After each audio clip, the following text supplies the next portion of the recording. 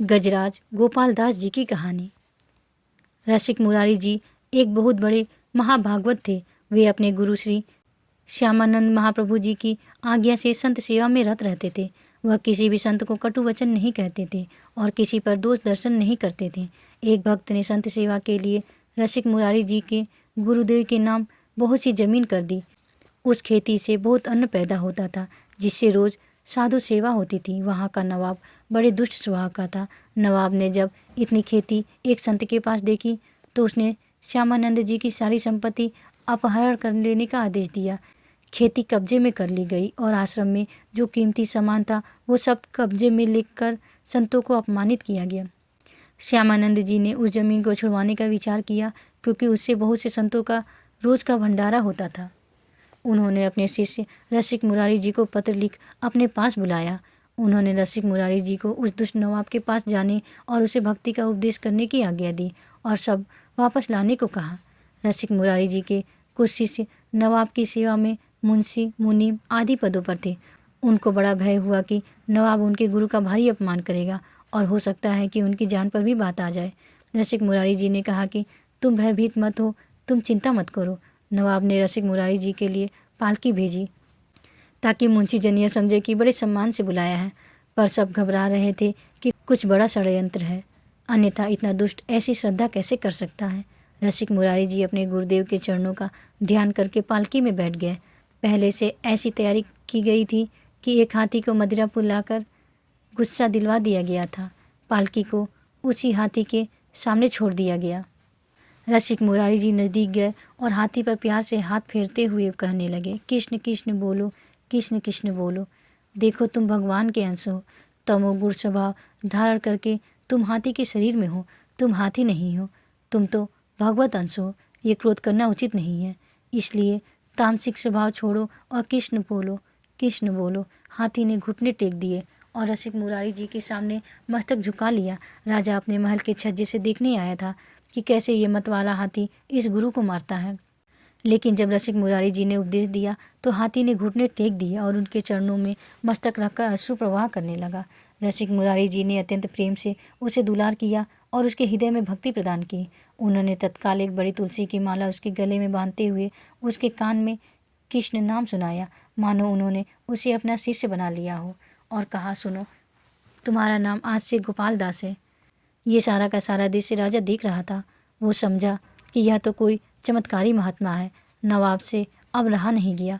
वो दौड़ता हुआ आया और उनके चरणों में गिरकर कहने लगा, मुझे क्षमा कीजिए, मैं संतों का प्रभाव नहीं जानता था। मेरे बड़े भाग्य उदय हुए हैं, क्योंकि आप जैसे महान संत के दर्शन हुए। जितनी ज़मीन जब्त की थी वह तो वापस कर ही रहा हूँ, कई गाँवों की और भी ज़मीनें दे रहा हूँ। यह कहते हुए वह उनके चरणों में लिपट गया। संतों का संग मोक्ष प्रदान करने वाला होता है, तभी उस दुष्ट राजा का ऐसा परिवर्तन हो गया। रसिक मुरारी जी ने कृपा करके गजराज का नाम गोपाल दास रखा। भक्त गोपाल दास। अब वह गजराज जैसे गाय के पीछे बछड़ा चलता है, ऐसे रसिक मुरारी जी के पीछे पीछे चल पड़ा। अब तो आनंद ऐसा कि संत सेवा होती तो गजराज गोपाल दास जी को प्रसाद जूठन मिलती। जब भी वो संतों को देखते तो आगे के पैर मोड़ घुटनों के बल होकर माथा टेक देते और प्रणाम करते। अब जो भी चावल, दाल आदि के बोरे संतों की सेवा के लिए लाने होते तो वो सेवा गोपाल दास को मिलती।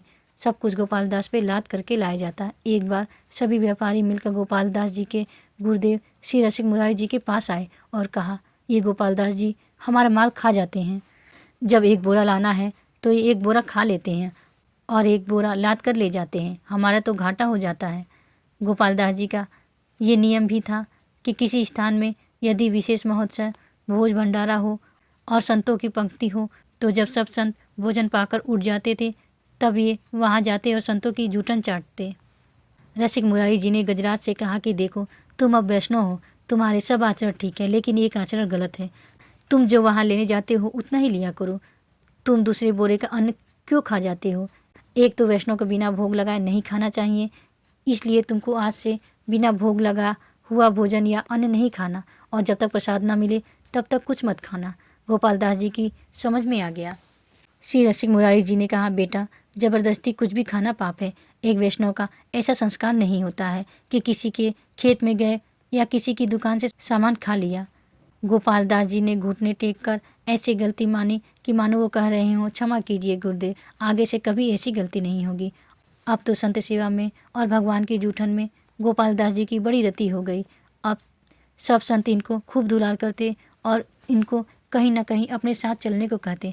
गजराज गोपाल दास उन्हें सूढ़ पर चढ़ा पीठ पर बैठा लेते और इधर उधर घुमा घुमा के संत सेवा का आनंद लेते। गोपाल दास जी को संत सेवा का बड़ा चाव था। जैसा संत आदेश करते वो वैसा ही करते। कोई संत यदि कहते कि आज यह सब्जी पाने का मन है, तो गोपाल दास जी तिलक लगा कंठी पहने बाजार जाते तो सब उन्हें जिधर सूर से इशारा करते वो सब्जी पकड़ा देते। गोपाल दास जी उसे सूर में रख के ले आते, खाते नहीं। यदि कोई जरा सा आनाकानी करता तो हुंकार मार के ऐसा डराते कि वो हाथ जोड़कर खड़ा हो जाता और सामान ला के दे देता। कभी गोपाल दास जी से संत कहते मेरे कपड़े फट गए हैं, तो गोपाल दास जी कपड़े की दुकान से वो भी ले आते। रसिक मुरारी जी पैसे पहुंचा देते और गोपाल दास जी माल लाते। सर्दी के समय में गोपाल दास जी अपने आप किसी कंबल की दुकान में जाकर बंडल का बंडल उठाकर पीठ में रख संतों के पास ले आते।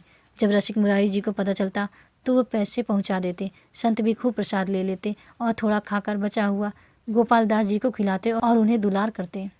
गोपाल दास जी के साथ बहुत से संतों की टोली थी। जिधर जाते उधर लोग दौड़ उठते यह चमत्कार देखने के लिए कि एक हाथी संत सेवा में रहता है। दर्शन के लिए भीड़ लग जाती। चारों दिशाओं में आश्चर्यजनक चर्चा चली कि एक गजराज वैष्णव है जो संत सेवा में रहते हैं। बंगाल के सूबेदार को जब पता चला कि ऐसा कोई चमत्कारी और आज्ञाकारी हाथी है तो उन्होंने उसे पकड़वाने के लिए आदमी नियुक्त किए।